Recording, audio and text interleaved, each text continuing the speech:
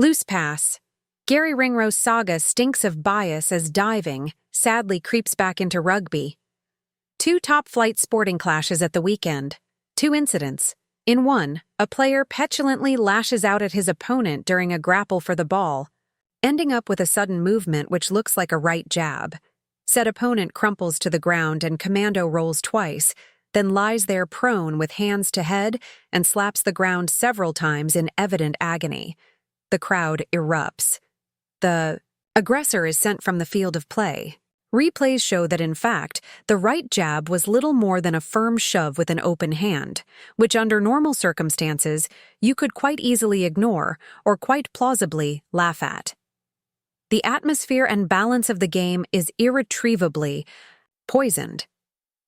In the other, a player clashes with another player.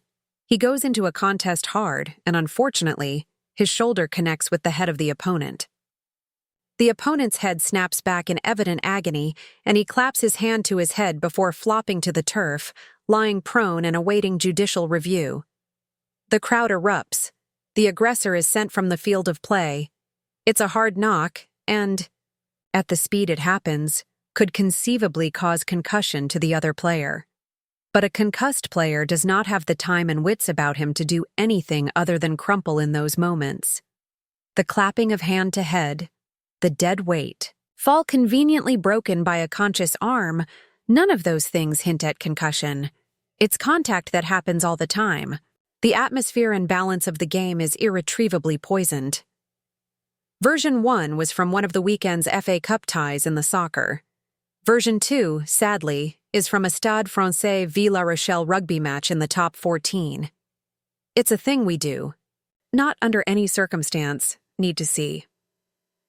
Rugby has been pretty good at calling out potential divers.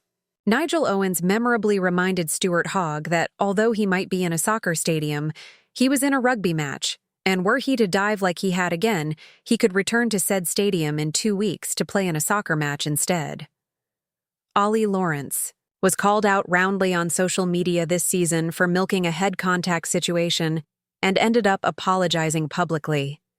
A player in a Samoan club match was once the recipient of mirth from the stands, officials, and his own teammates alike for collapsing to the turf after an opponent had tried to slap him and missed. The referee told him to get up and play on.